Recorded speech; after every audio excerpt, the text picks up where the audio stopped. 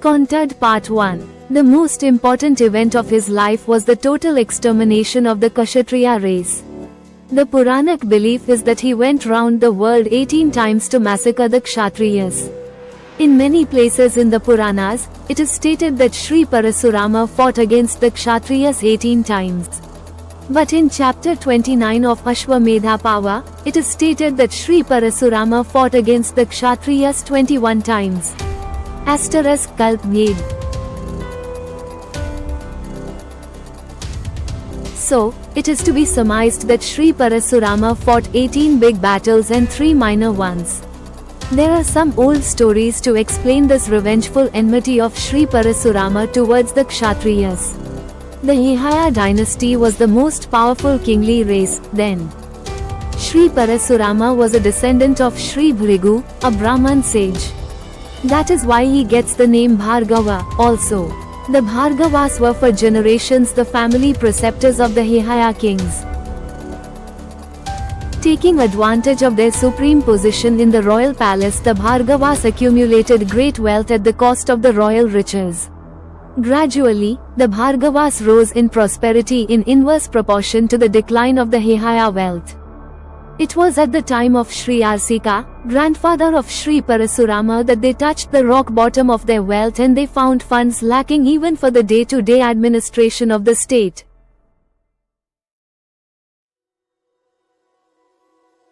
In despair, they went and requested the Arsikas to lend them some money. But they hid their money and refused to give them anything. The Kshatriya kings got angry and killed the Brahmins. What stock was left of them went to the base of the Himalayas. The wife of Sri Arsika, who was pregnant, then kept the child in her womb for 12 years, afraid to bring forth the child. After that the child came out breaking open the thigh, Uru, and so the child was called Sri Orva. Even at the time of his birth, Sri Orva shone like a brilliant torch, and not only that, the child cried aloud, "Oh, wicked Kshatriyas, I will kill every one of you. I heard from my mother's womb the din of the swords you raised to kill my ancestors. I will never wait for another moment to wreak vengeance on you." The fire that emanated from the face of Sri Orva burnt even Devaloka, heaven. Kshatriyas as a class came and prostrated before him. The Devas came and requested him to abandon his anger, and Sri Orva agreed. The Devas picked up the fire sparks from Sri Orva's face and deposited them in the ocean. From those sparks put in the ocean was born Badavagni alias Orva. From Sri Orva was born Sri Jamadagni, and from Sri Jamadagni was born Sri Parshurama. In the race of the Hihayas was born at that time a very valorous king named Kartavirya-Arjuna. Once, Kartavirya-Arjuna gave dinner to Sri Agni Bhagavan. Sri Agni began to devour all the mountains and forests in the world. The burning was so indiscriminate that it burnt the asrama of a sage named Sri Apava also. The sage cursed Kartavirya-Arjuna, saying that the 1,000 hands of the latter would be cut off by Sri Parshurama, born in the family of Bhargavas. From that day onwards, the latent feud in him against the Bhargavas was roused into action.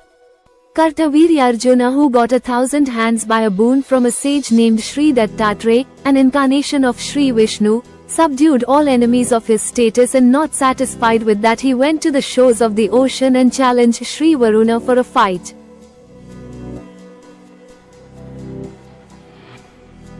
Sri Varuna came before him and very modestly admitted that he was incapable of meeting the challenge thrown, and suggested that perhaps Sri Jamadagni's son, Sri Parshurama, might accept the challenge and give him a fight.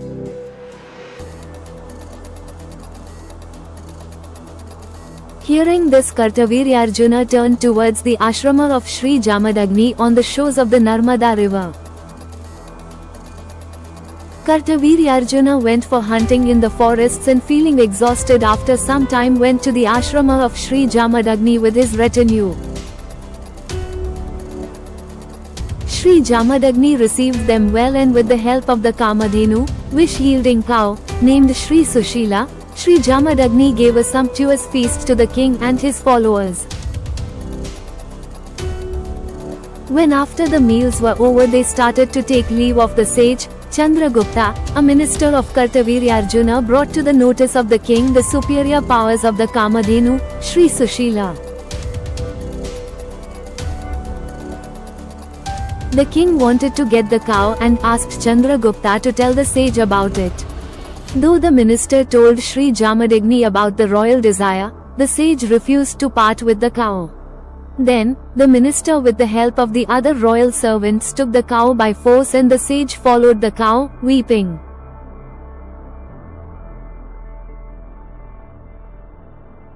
On the way, Chandragupta beat Sri Jamadagni to death and brought the cow to the presence of the king. The king was pleased and the royal hunting party returned to the palace happy. Sri Jamadagni's wife Sri Renuka Devi went in search of her husband and to her grief, found him lying dead. Sri Renuka wept, beating her breast 21 times, and by that time her son Sri Parshurama came there and he declared that he would travel round the world 21 times, the number of times his mother beat her breast, to kill and exterminate the Kshatriyas from this world.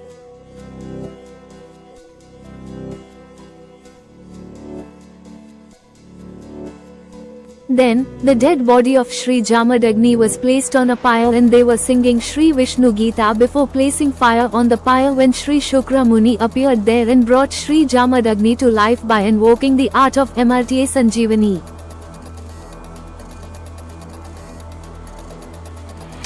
By that time Sri Sushila, somehow, escaped from the custody of the king and came there without the calf.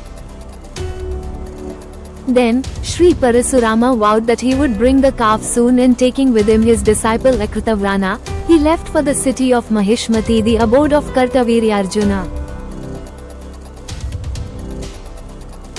There they fought a grim battle, and after killing Kartavirya and many of his followers brought back the calf. To atone for the sin of this massacre, Sri Jamadagni advised his son to go and perform penance in Mahendragiri mountain. Taking advantage of the absence of Sri Parshurama from the ashrama, Surasena, son of Kartavirya, with his followers went to the ashrama of Sri Jamadagni and chopped off his head. Sri Parshurama returned from Mahendragiri at once and cremated the dead body of his father. Sri Renuka Devi, his mother, jumped into the funeral pyre and abandoned her life. From that moment onwards, started Sri Parshurama's fierce program of mass massacre of the Kshatriyas.